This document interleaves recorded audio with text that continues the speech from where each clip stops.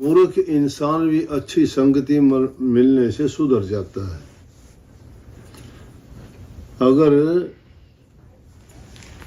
इतर का बेचने सेंट का बेचने वाला अपने हाथों से सेंट ना भी लगाए, लेकिन बेचते बेचते भी उनको बर्तनों को, शीशियों को, बोतल को या जिसमें भी वो होता है सेंट, तो उसको उसमें बिना लिए ही उसके हाथों में खुशबू हो जाती है।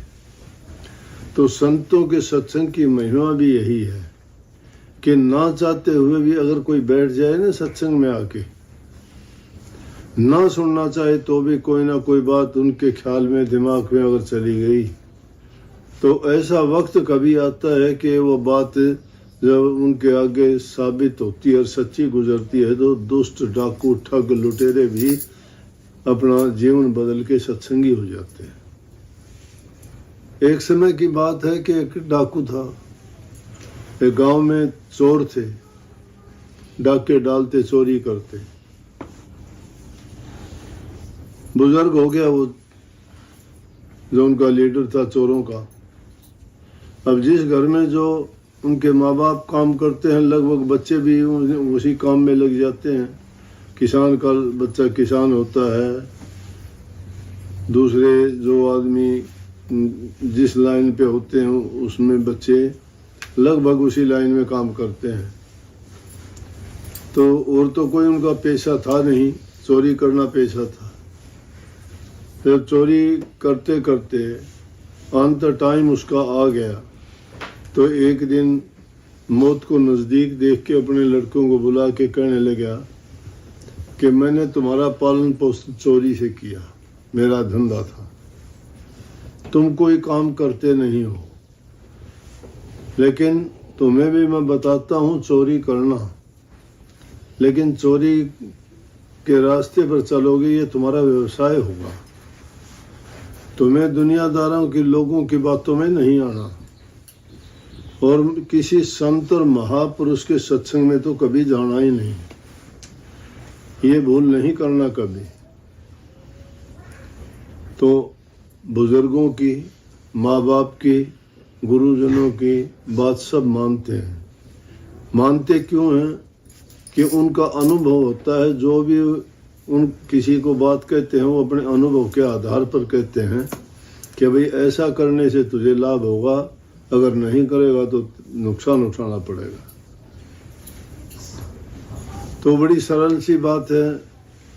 उसका शरीर पूरा हो गया, चोला छोड़ दिया। लड़के थे, आपस में बात की कि भाई अपना और तो कोई काम नहीं है, चोरी करना काम है, चलो चोरी करने चलते हैं।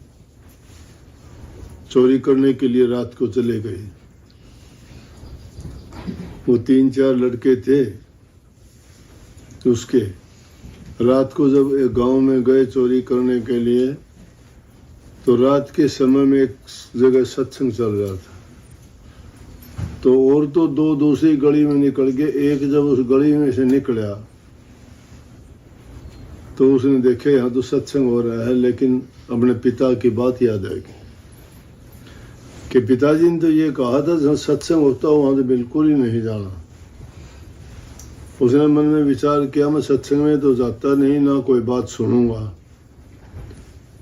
जब सामने से गुजरूंगा तो कानों में उंगली दे लूंगा, कोई बात मेरे कान में ही नहीं पड़ेगी, तो सत्संग में ना जाना ही हो गया। वो जब उसके पास से गुजरा तो उसी टाइम पर जो वहाँ सत्संग कर रहे थे महात्मा जी, वो कहने लगे, भाई देखो एक बात बताऊं आप लोगों को कि जो देवता होते हैं ना,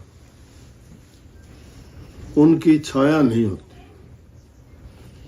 देवताओं की ये पहचान है। कभी तुम्हें ऐसा मौका मिल जाए, किसी देवता के दर्शन हो या साक्षात तुम्हारे सामने प्रकट हो जाए, तो ये देख लेना उनकी छाया नहीं होगी। ये बात उसे कान में पड़ गई, सुनना नहीं चाहता था, निकल गया। चोरी करी उन्होंने। अच्छा माड़ा हाथ लगा, किसी अमीर के घर में चोरी हुई थी। चले गए। सुबह को पता लगा चोरी हुई तो बोले भाई चोर कौन, किसने चोरी की होगी। इधर उधर की सब बात किसी ने बताया, उस गांव में ऐसे चोर हैं वहाँ। तो किसी ने कहा कि ऐसी चोरी तो वो चोर किया करता, लेकिन अब तो उम्र क्या। बोला चलो उनके बच्चों से पता करते हैं। और सब जगह पता किया तो किसी ने कही नहीं कि हम चोरी करते हैं। उनके घर जाके उनसे कहने लगे कि तुमने चोरी की है। बोले जी हमने तो नहीं की। बोला चलो पकड़ के ले गए उनको थाने में बंद कर दिया। सबने कहा कि जरूर इन्होंने की है। उन्होंने बहुत धमकाया, बहुत पूछा, बहुत समझाया कि देखो सच्ची बता दो, तुम्हें हम कुछ नहीं कहेंगे, ये करेंगे वो करेंगे। लेकिन फिर भी उन्होंने नहीं बताई। बोले कि चोरी तो इन्होंने की है, लेकिन अब पूछा कौन सा ऐसा तरीका हो सकता है। फिर एक औरत थी, वो कहने लगी कि मैं इनसे सच्चाई उगलवा दूंगी। बोला कैसे।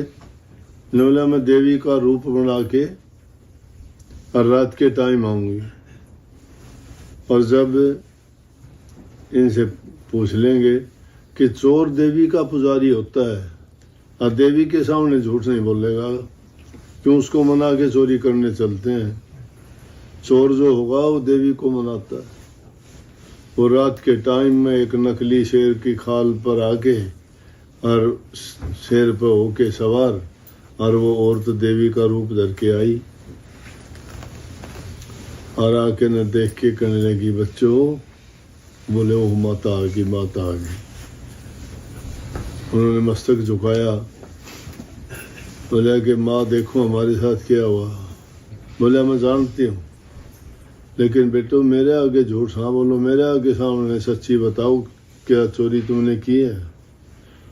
तो उनमें वो बताने ही वाला था। तो जिसने ये बात सुन ली थी कि देवताओं की छाया नहीं होती, तो लाइट में उसने देखा कि उसकी तो छाया थी। वो बताने लगा था, उसका हाथ पकड़ के दबा लिया। बोला रुक। बोले माता आप तो सर्वदा जानती हो, आपको सब कुछ दिखाई देता है, आपके सामने हम झूठ कैसे बोल सकते हैं। आपको पता ही हम चोर नहीं हैं। अब बताओ इन लोगों को हम कैसे समझाएं, आप ही समझाओ किसी तरह से। वो आके कहने लगी भाई एक बात बताऊं कि ये चोर नहीं है। छोड़ दिए। छोड़ने के बाद वो चोर घर आके बात करने लगे। अरे भाई देखो पिताजी तो इनकार कर गए थे, लेकिन मैंने एक बात वो भी मैं चाहता नहीं था सुनना, कि वैसे ही मेरे कान में ये वचन पड़ गए कि भाई देवताओं की छाया नहीं होती। सत्संग हो रहा था एक जगह और मैंने कान में उंगली डाल ली, लेकिन इतनी देर में ये बात सुन ली कि देखो एक बात के सुनने से और अपनी सबकी जान बच गई, नहीं तो अब पता नहीं क्या सजा मिलती। कि महापुरुषों के एक वचन के कारण उनमें इतनी ताकत होती है। जब हमारी इतनी बड़ी सजा बच गई, तो हम रोजाना अगर सत्संग करें तो हमें कितना लाभ होगा। इसलिए सत्संग बहुत ऊंची चीज है।